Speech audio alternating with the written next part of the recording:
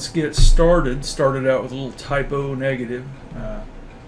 A dish best served coldly. I always get that name or that title of that song messed up. But that's not what you're here for. And remember, if you don't like the music, just fast forward. We've been talking about safety engineering, and in the last video we talked about systems safety and how it relates to safety engineering. What I want to do in this video is give you several examples of safety engineering, engineered systems. Safety engineering is all around us. It has made our lives so much more safe than it used to be. I could spend an entire semester just talking about all the different examples of safety engineering and the improvements that have been made. Vehicular safety, work safety, safety around the house, electrical safety, just on and on and on and on examples. Now, the types of examples that we're looking at here, they may not necessarily be exactly what you will be implementing as a safety manager. But what I really want to do here is get you into that preventative mindset, looking for ways to prevent accidents. If we can't completely prevent the accident, let's think about ways to prevent harm from the accident. Or let's think about ways to lessen the amount of harm that can occur. First thing we want to do, prevent. If we can't prevent, we want to mitigate. Mitigate is a fancy word for controlling or limiting the amount of harm that can occur. But let me go ahead and jump right into it. We'll look at several examples here. There will be several video clips also that go along with these examples. Let's go ahead and think about how much safer vehicles are now than they used to be. Vehicles are safer now than they've ever been. If you go back to the 1950s and the 1960s, cars were dangerous. They were, if you were involved in a high-speed crash in a vehicle built in the 50s, very good chance you wouldn't survive that high-speed crash because they didn't have a lot of the safety features. If you go back even before, back further than the 50s, let's say the early 40s, before they had safety glass as a requirement for vehicles, your chances were even greater then that you would be seriously injured, if not killed, in an accident. The rate of the fatality rate related to motor vehicle accidents is lower now than it's ever been. Even though we're driving more miles, fatal accidents are way down. And a lot of that is because of the engineering innovations that have gone into vehicles. Again, you're not going to be designing cars, I understand that, but this is an example of the kind of thinking that we should implement as safety professionals. Always looking for a better way, a safer way, a way to prevent. And these are some examples of that as it's occurred with vehicles over the last 70 years. Now, here are some of the engineered systems that we find in modern vehicles. And these are just a few examples of these engineered systems. When I say engineered system, I'm talking about engineering designed to prevent accidents. Automatic braking systems, very common in vehicles today. These automatic braking systems have sensors. When the sensor detects that there's an object in front of the vehicle, it automatically applies the brakes. Turn off my timer here. Yeah, when the sensors detect that there is a wall or another vehicle in front of the vehicle, it automatically applies the brakes. Again, this type of system can prevent accidents. Another example of this is anti-lock brake systems. As you probably know, anti-lock braking is designed to prevent the vehicle from going into a skid and going out of control. Also prevent accidents. And we even see self-driving systems being developed. Yeah, sure, there's some wrinkles, there's some problems with the self-driving systems right now, but I would say in 25, 30 years, maybe not in my lifetime, but in your lifetime, self-driving systems will be very reliable and it will greatly improve the safety of vehicles. I think today, for the most part, when there's accidents, a lot of it is human error. Drivers who aren't good drivers, or drivers who are reckless drivers, making mistakes. Another example is the anti-skid technology, the traction control technology in vehicles. I've got a car. You can turn on traction control or turn off traction control. Turning on traction control, that helps prevent the spin outs. If you turn off traction control, then it's on you if you spin out and end up going off the road into a tree. Just a few examples of engineered systems that are designed to prevent accidents with no action needed from the driver to prevent the accident. Some other examples in modern vehicles that have made vehicles more safe. A variety of warning devices like blind spot detection. Sensors will tell you when there's a car in your blind spot. You don't need to have your mirrors adjusted a certain way or learn how to monitor your blind spot yourself. And most drivers don't learn how to monitor their blind spots anyway. But this takes the driver out of it. The blind spot detection sensors will send you a signal that there is a car in your blind spot. Now, these are warning devices. It's still up to the driver to pay attention to those warnings and do the right thing when they see the warning. If your blind spot detection indicator suggests that there's a car to your left in your blind spot, well, then it's up to you not to change lanes over into that left lane. And it's up to the driver to monitor those devices. And there are some drivers out there that won't monitor those devices adequately, but they are there, and they do make vehicles more safe, much safer than they've ever been. Related to this are lane departure warning systems. There are many vehicles today. It can detect, again, through electronic sensors, it can detect when you're crossing the center line into a lane of oncoming traffic. It doesn't stop your car. This warning device doesn't stop your car, but it does send you a warning. Now, there are more advanced systems where if the lane departure occurs, it will take corrective action and pull you back over into the proper lane to prevent head-on collisions, to prevent running off the road. Okay. Warning devices, great improvements, but the driver must respond to those warnings to prevent the accident. In addition to the engineered systems and the warning devices, protective devices like airbags, engineered crumple zones. A lot of older folks, and I used to think this too until I learned more about it. We used to think that the big heavy cars from the 1950s were so much safer because they were built like a tank, much safer than the plastic cars we have have nowadays. Well, the plastic cars, or cars that have a lot of plastic or fiberglass, they are designed to absorb the shock of a collision. That's the reason for these lighter weight materials. They have engineered crumple zones. So when an accident occurs, a collision occurs, they will absorb the shock. Airbags also, when an accident occurs, it doesn't absorb the shock of the accident, but it inflates these protective bags to keep the occupants inside the vehicle safe. And we could also talk about seat belts and safety glasses and all kinds of other protective devices also. But this is all an example of people thinking about how can we make vehicles more safe? How can we prevent accidents? How can we prevent harm when accidents do occur? Because you can't prevent everything. And one thing I need to mention, hopefully I haven't given you the wrong impression about engineered systems. Engineered systems aren't perfect. They can still fail. They're less likely to fail. We lower the probability of a failure occurring, but accidents can still occur. And the last example we're going to look at, and there's a video with it, will be an illustration of how an engineered system can fail.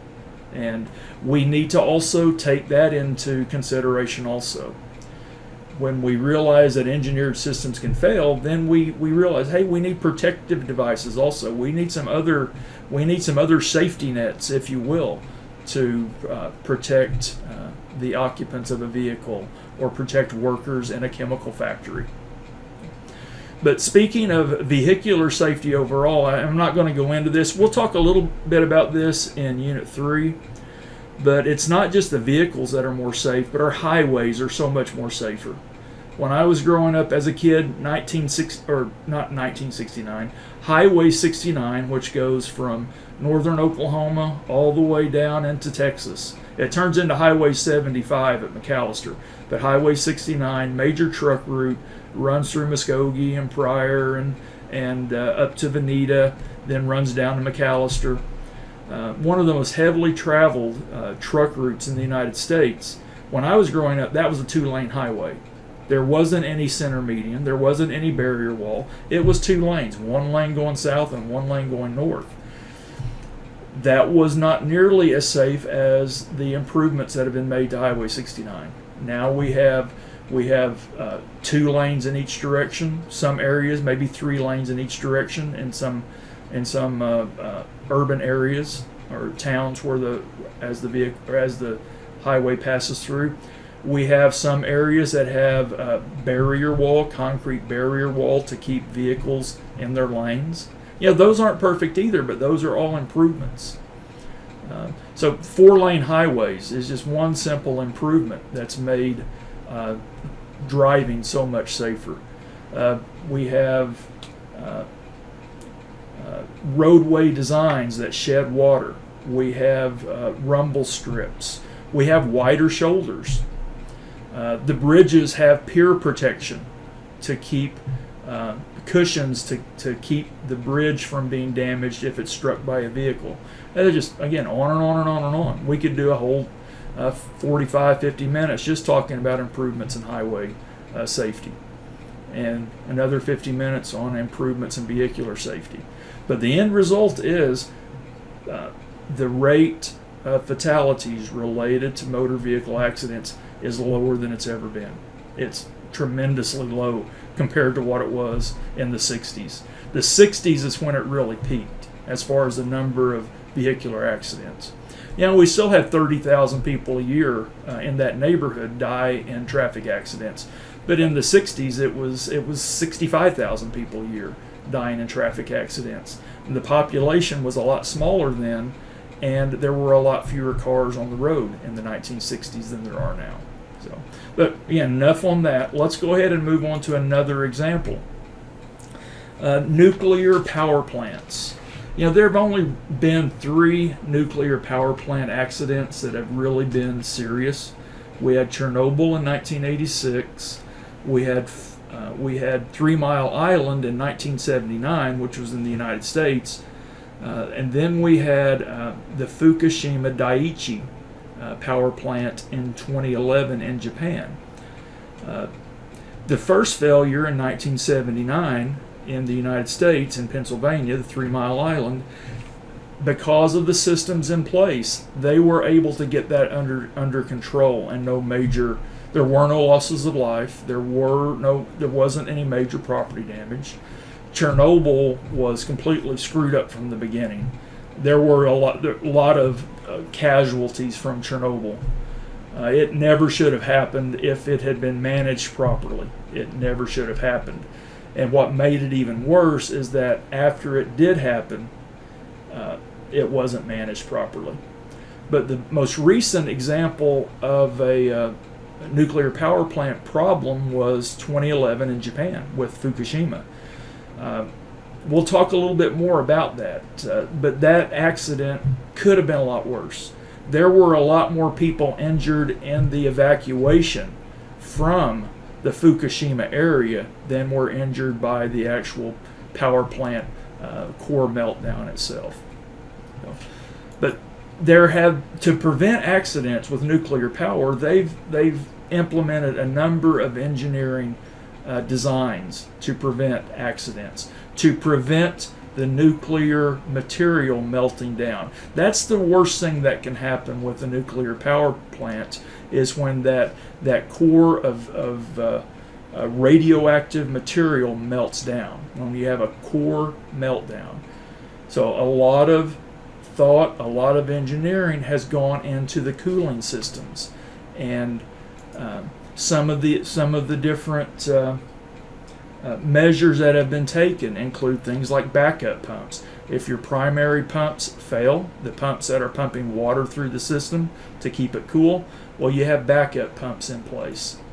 One pump fails, there's another to take its place. And we're going to talk more. This type of feature, this type of control has its own name, which we'll talk more about shortly. Backup plumbing. If there's a plumbing failure, again, this plumbing or this water is flowing throughout the plant, throughout the system to keep the core cool. If there's a section of the plumbing that's not working properly, if the flow has been restricted, well, there's backup plumbing in place. Backup generators. Pumps are powered by electricity. What if the electricity goes out? That's funny. Electricity goes out at a power plant, but they have to get their electricity somewhere too. It doesn't go from the plant right back into their electrical system at the plant. But if the electrical supply is shut down, backup generators or battery systems also. Pressurized injection systems have also been developed, where pressurized nitrogen is injected into or coolant is injected into the core in the event of a total loss of power and there's a risk of the core overheating and melting down. Now, this short video clip gives you a little better idea of what we're talking about with these pressurized injection systems. Your B&H customer story about Fred Smithy turning lemons to lemonade. Fred, tell us your story. I was a fitness instructor.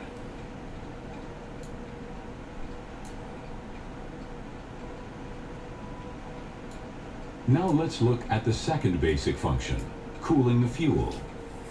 Because of decay heat, nuclear fuel requires continuous cooling, whether or not the reactor is operating. Fuel cooling involves three main systems: the heat transport system, the steam system, and the condenser cooling system. Let's take a closer look at each of these. The heat transport system brings the heat produced by the reactor to the steam generators. This system is made up of very robust pipes filled with heavy water, a rare type of water found in nature. Pipes and other components are maintained and inspected regularly and replaced if needed.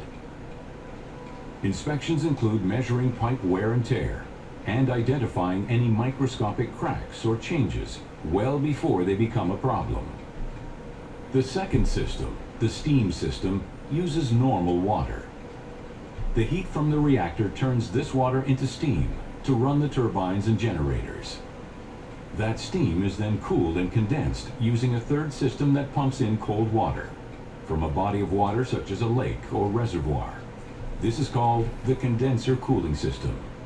Like other components, the steam and condenser cooling systems are regularly inspected.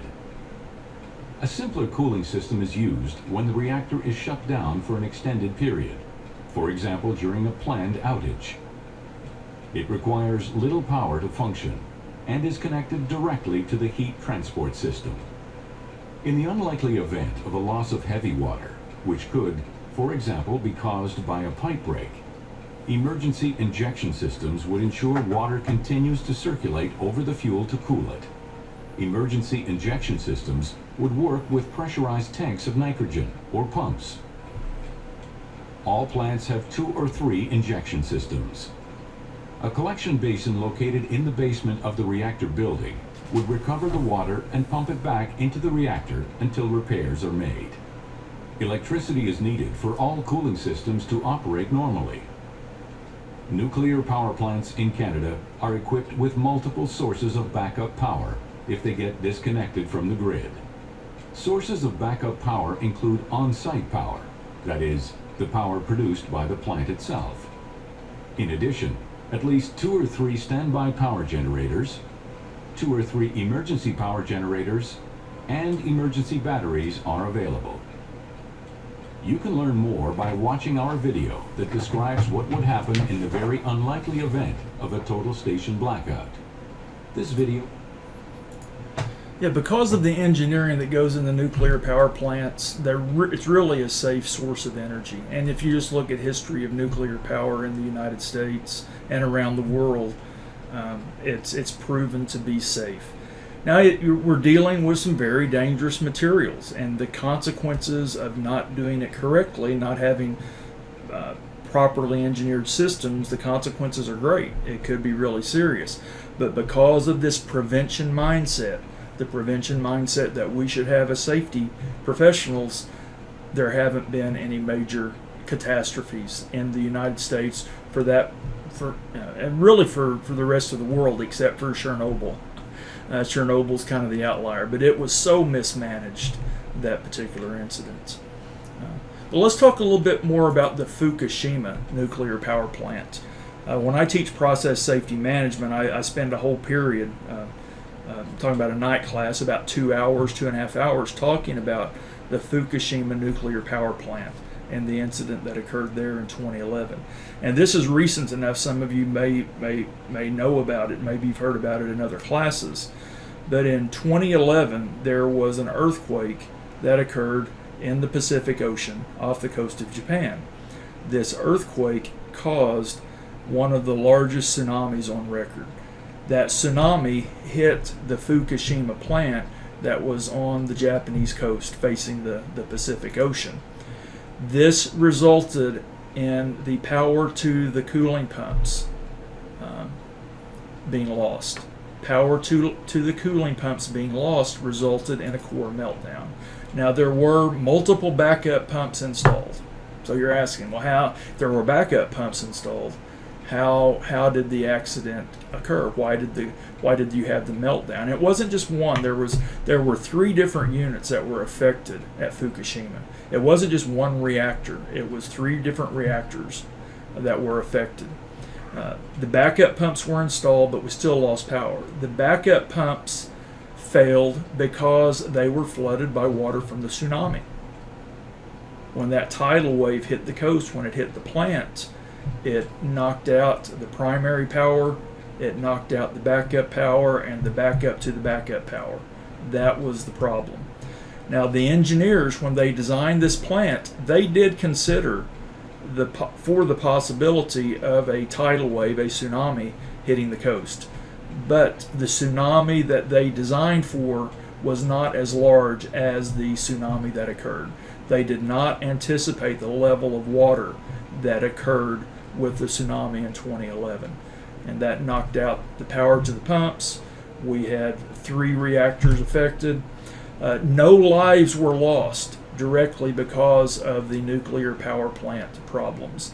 The lives that were lost in this incident were during the evacuation and also because of the tidal wave. Tremendous damage was done by the tidal wave. One other thing I would say about this incident and the safety of this plant, sure, they didn't have adequate backups. The backups weren't located properly. They were affected by the tsunami. But if it hadn't been for that, this plant would have come out pretty much unscathed. I mean, it was a bulletproof system. It was very well built. Just that one small oversight resulted in the incident, which is also a good example of what we've been talking about with systems safety. You got to consider every possible failure point. You can build 8-foot thick concrete walls for your reactor, and you can do all these other things to keep the reactor and the system working safely. But all it takes is the failure of one component for the system to fail. So as safety professionals, as engineers, we are going through our systems with a fine-tooth comb looking for anything that can fail. If we see something that can fail, we come up with a plan to prevent that failure or to compensate for that failure if it occurs.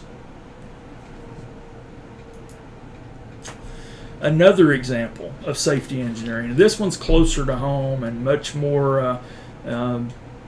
It's much more real to a lot of us.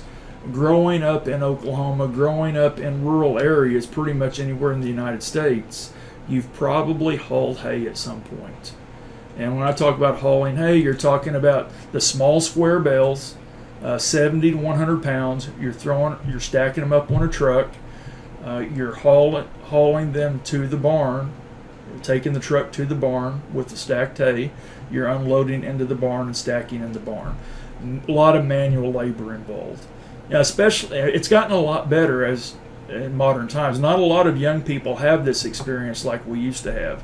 If you grew up in the 60s, 70s, and early 80s in Oklahoma in a rural area, you probably hauled hay. That may have been your summer job, nothing but hauling hay. But since then, since the 60s, 70s, and early 80s, there have been a number of changes. One of the biggest changes that have pretty much eliminated the hauling hay and made us safer as a result is the large round bales. Large round bales that weigh 1,000 to 2,000 pounds. Some are a little smaller, some may be a little larger, but large round bales that cannot be handled manually. You have to have a tractor, you have to have a loader of some sort to handle those bales. So there's not as much of this manual hay hauling going on anymore because of the movement to large round bales. Now there's still some of it, but even though there's still some of it, it's gotten a lot better for the men and women. I mentioned women too. One of the best hay hauling crews I was ever around was two sisters and their little brother. Man, they could throw hay.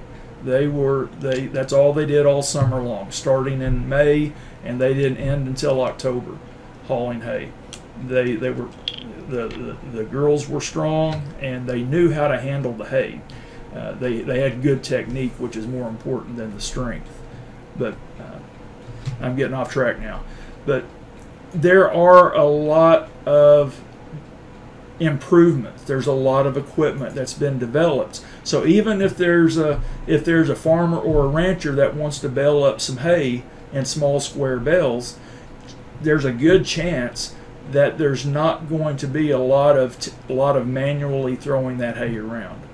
There are loaders that have been developed. One of the first loading and automated systems for handling hay was developed in the 1970s, and this represents an engineering control, an engineered device that makes the work safer. And in the 70s, we called them bale wagons.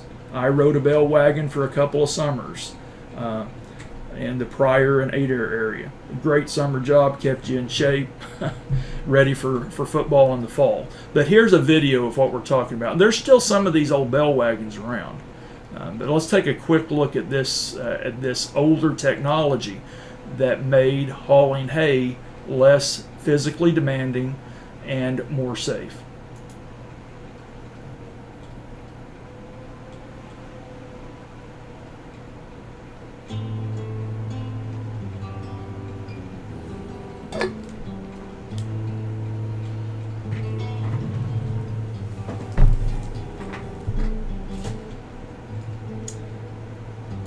I should add, as kind of a sidebar, you might be interested. A lot of farmers, ranchers back in the 70s, they built their own. They would get an old school bus chassis, put a flatbed on it. They would put the loader arm out front. They would build it from starting with that school bus chassis and going from there, and they worked pretty well.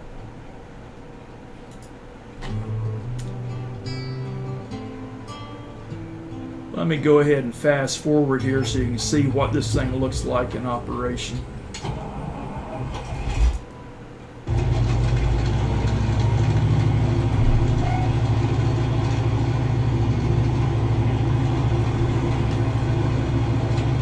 It's picking up the hay and it's going to take it right up onto the bed, and then that chain conveyor continues to move the bales back toward the back of the wagon.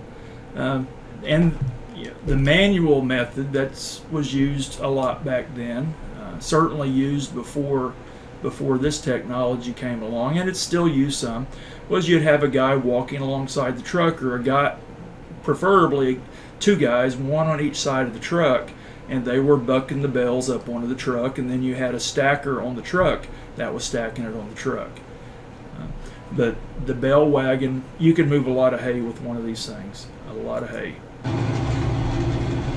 And you wouldn't be dead in the evening when you got home.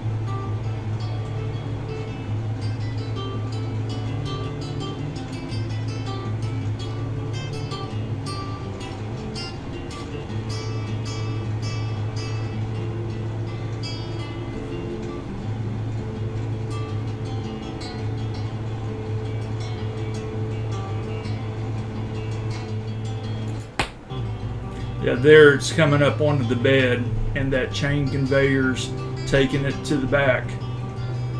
And you're going to have, he doesn't have any stackers there, but there should be stackers there, 1 on each side of the conveyor, stacking the hay as it comes to them. So much easier. Then when you get loaded, you take it to the barn, and you reverse that conveyor, and it shoots the hay back up into the barn where you're stacking it. And here's that.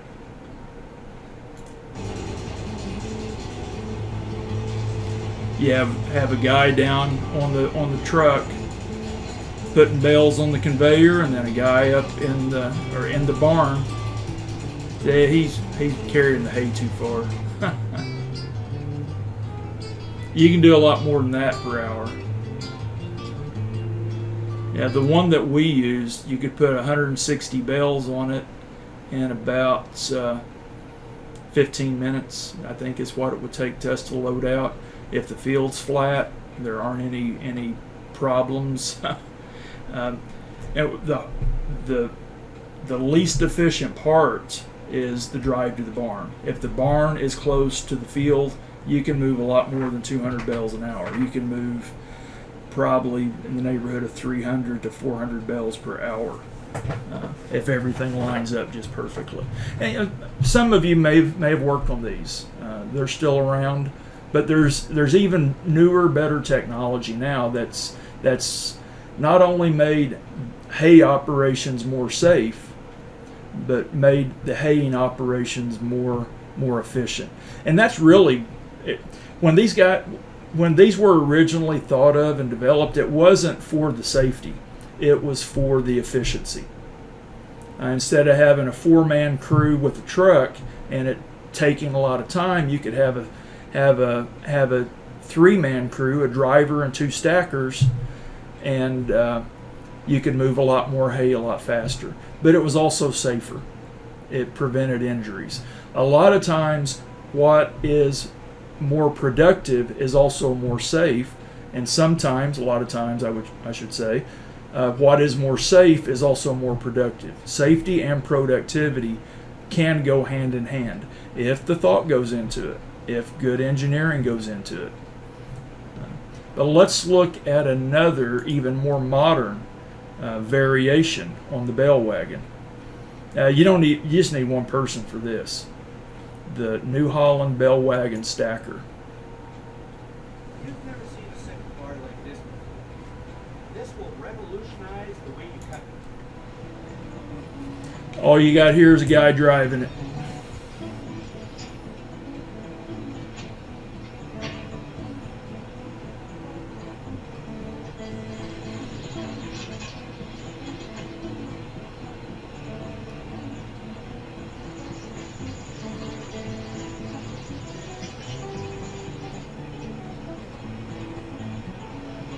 Then watch what's going to happen here in a second.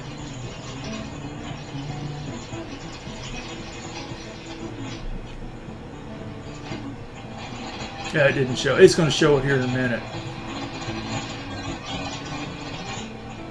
Now here we go.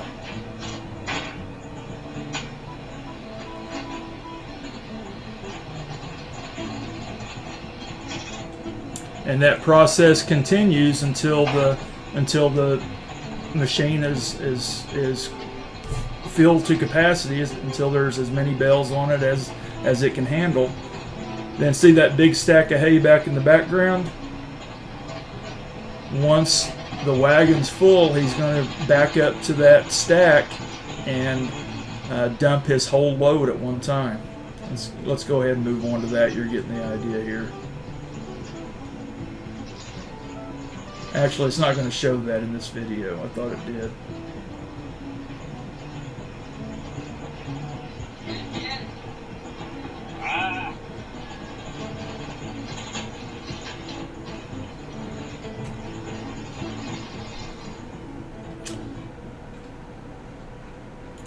Now, safety engineering is not always a new machine.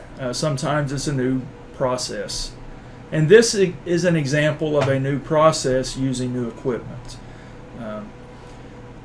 Another thing I should add as far as real-world safety management, there may be machines out there that would make your workplace more safe, but it's sometimes going to be real difficult convincing management to invest in those machines. You have to make a real good financial argument for why it would be a good investment.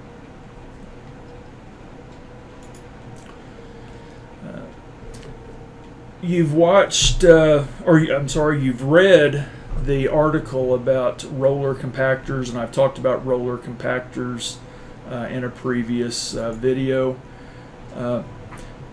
Some of the safety designs in a roller compactor fall into the category of what we would call a fail-safe or fail-safe design. A fail-safe is a design, subsystem, or device to reduce harm if there is a failure within the system. Something goes wrong, but there's a backup to mitigate the harm that can occur as a result of that failure. It's a backup plan, if you will, that's built into the system or built into the machine. Great example of this is elevator braking systems. Elevators are designed that if there's some type of failure that could cause the elevator to fall several floors, well, that's not going to happen because it's backup braking system. That's going to keep the elevator from falling several floors. Just a simple example of a fail-safe. The roller compactor. In your article, it talked about different systems that were fail-safe systems. One of those fail-safe systems is what happens if the roller loses power. If the roller loses power, as you know from reading the article, the brakes lock up, which keeps the thing from rolling down a hill or rolling away. That was a concern with one of the guys I worked with at Kiewit. He was worried about these rollers and what happens if they lose power and they're on a slope, or is it going to roll away? I go, no, they're designed for the brakes to lock up when they lose power. That's a fail-safe. Lose power, brakes prevent the roller from rolling away. There's another type of fail-safe that falls under the heading of a redundant system. An example of a redundant system fail-safe would be a multiple engine aircraft. A twin engine aircraft is designed to fly on one engine if the other engine fails. Cooling systems like we saw in the nuclear power plants, nuclear power plant cooling designs, those backup generators build redundancy into the safety of that system. The backup plumbing, the backup generators, the backup pumps provide that redundancy. Another example would be sump pumps that you might have to prevent flooding in a basement of a building. The business building here on NSU's campus is known for plumbing. There's a sump pump in the basement that's supposed to prevent that flooding. But they don't have backup power. So if power is lost during a thunderstorm, the basement can still flood. I've suggested several times, well, why don't we have a backup power supply so that if the thunderstorm knocks out the electricity, the sump pump will still work. And no one's responded to that suggestion. And that's what you're going to run into some as a safety manager. Sometimes your recommendations are going to fall on deaf ears. And when your recommendations do fall on deaf ears, what you do is you document your recommendation, you file it away as a record that you did your best to correct a problem. But yeah, the about once every 2 years since I've been at NSU, there's been water in the basement of the business building, and be an easy fix, be an inexpensive fix for less than $1,000. They could design a redundant system. You could have multiple pumps. If one pump fails, the other pump will pump the water out and keep the basement from flooding. Then you could have backup power as well. If primary power is lost, then you have backup power that will keep one or both of the pumps going. Another example of a fail-safe is the overload prevention on man lifts. Scissor lifts, boom lifts, you're probably familiar with what I'm talking about, but they're used in a lot of industrial operations and definitely in construction. You put a man on the platform or a woman on the platform, and they can go up 30, 40, 50, 100 feet plus in some cases.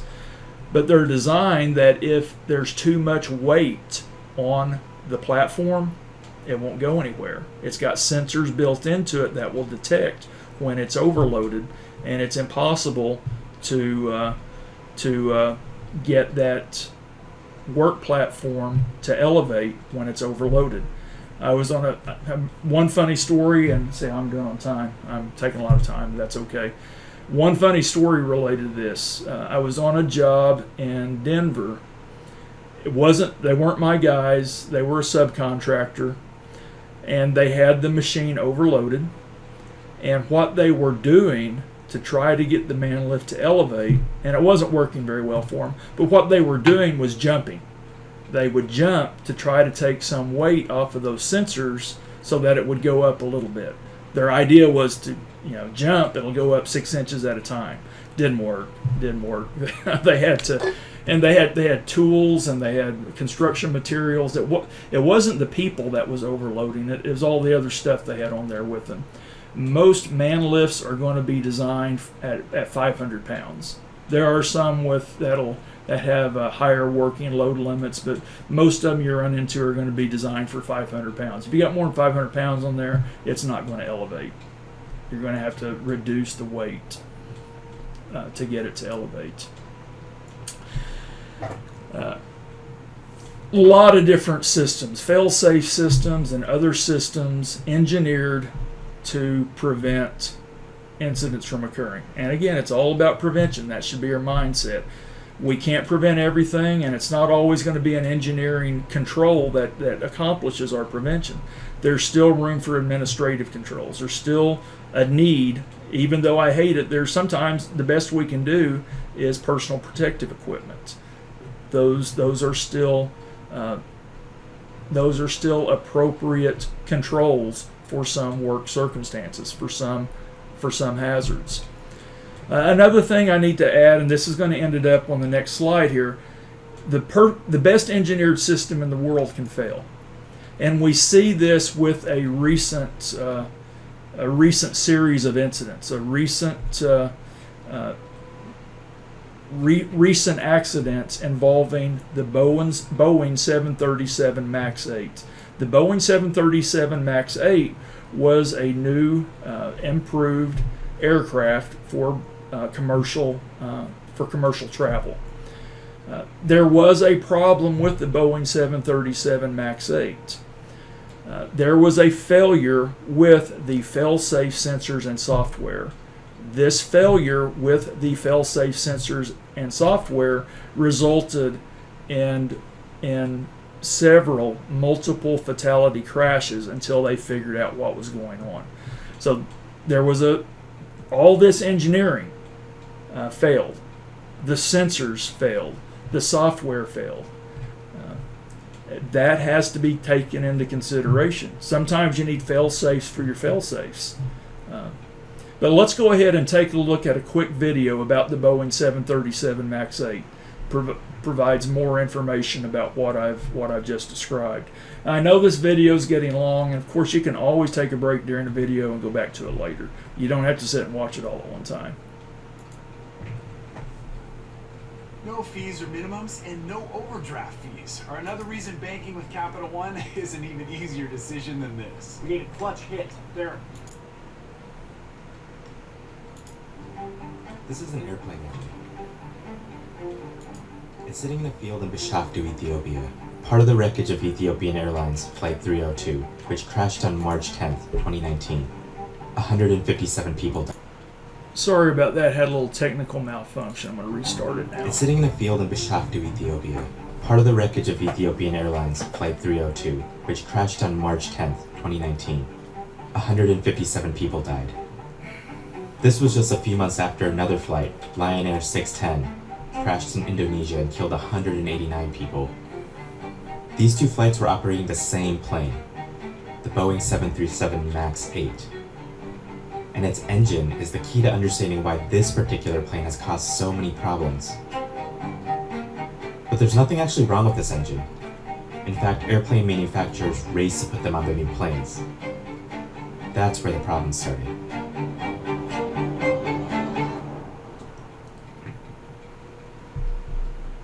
The two biggest airplane manufacturers in the world are Airbus and Boeing, and they have a fierce rivalry. If one of them can offer a better plane, the other could lose a lot of money. That's exactly what was about to happen in 2010. Airbus announced that they would update their most popular model, the A320, a single-aisle airplane that services many domestic flights. You've probably been on one.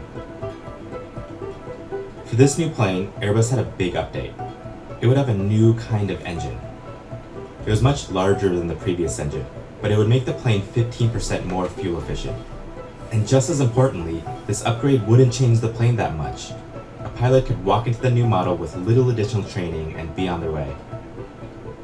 It was called the A320neo, and it would save airlines a lot of money. This was a problem for Boeing. To compete with Airbus, Boeing's obvious move was to upgrade the engine on their single-aisle plane, the 737. But there was one issue. Here's a sketch of the 737 next to the Airbus A320. Notice how the 737 is lower to the ground than the A320. This meant Airbus could slide a new engine under the wing of their A320, but there wasn't enough room under the wing of the Boeing 737. But a few months later, Boeing's product development head had big news. He said, "We figured out a way to get a big enough engine under the wing." Their solution was to move up the engine on the wing so that it would be slightly higher, and it would fit on their 737s. Here's a promotional video of that updated 737 in the air. You can actually see that the top of the engine is above the wing. Boeing called this model the 737 MAX. And just like Airbus with the A320, Boeing said that their new plane was so similar to its predecessor that pilots would only need minimal additional training. The 737 MAX became the hottest selling plane on the market, and it helped Boeing keep up with Airbus. Except moving the engine up on the 737 had a side effect. When the 737 MAX was in full thrust, like during takeoff, the nose tended to point too far upward, which could lead to a stall. This was a problem because these planes were supposed to behave exactly like the old ones, so Boeing came up with a workaround. Instead of re-engineering the planes, they installed software that automatically pushed the nose downward if the pilot flew the plane at too high of an angle. They called it the Maneuvering Characteristics Augmentation System, or MCAS. But because Boeing was selling the 737 MAX as pretty much the same plane as a... Yeah, make sure you got that. They had a problem because of the new engines. There was a potential for the nose of the plane to come up too high and stall.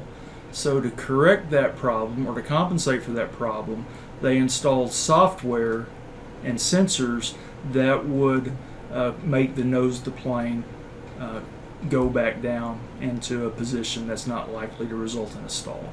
So software was their fix for a design problem. But it was this MCAS system that ended up resulting in these accidents. 737, they didn't highlight the new MCAS system. Many pilots only got a 2-hour iPad course before entering the cockpit for the first time. And the training material didn't mention the MCAS software.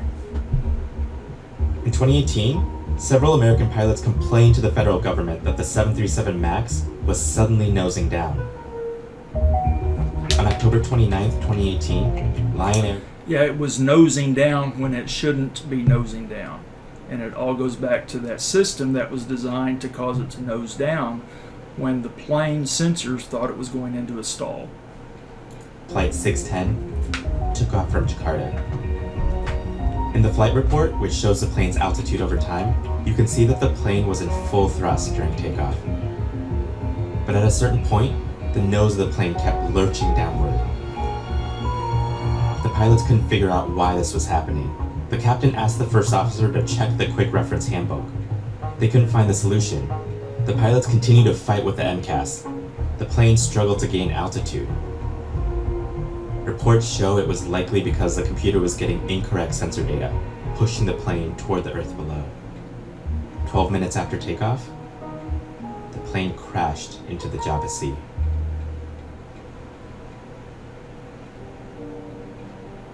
In the Ethiopia crash, the report shows that the pilots were actually able to disable the MCAS, but it was too late to overcome the malfunctioning MCAS sensors. For now, nearly every 737 MAX 8 in service has been... Yeah, I'm going to go ahead and stop it there. There's a lot more to it than just the design of the aircraft, the new engine, and the software, and the sensors. The other side of this whole issue was the failure to make pilots aware of this system and train pilots to properly work with this system. Pilots, looking in retrospect, should have been trained on what to do, how to disable the MCAS system if there was a malfunction in the MCAS system. They weren't given this training. But my main point from this is that even with the greatest engineering, the perfect design, there can still be failures occur. We've got to account for those. Do our very best to account for those. Put fail-safes in place wherever we can. And we're not designing airplanes. We're not designing new machines to haul hay more efficiently and safer. But it's the mindset that I want you to get. As safety managers, we're always looking for improvements, how to make our systems more safe. We have all these people, we have all these machines in our workplaces. We have all these other components interacting with one another. Where is there a potential for an accident to occur? Let's think ahead and let's identify those potential failure points, the hazards, in advance, and come up with ideally an engineering control to prevent those incidents, or to do our very best to prevent those incidents. Another thing that's illustrated by the 737 MAX 8 case is that sometimes there can be dysfunctions or unintended consequences that go along with what we think is an improvement. We need to take that into consideration also. Maybe one thing that we're doing as an improvement could actually have negative consequences in some way.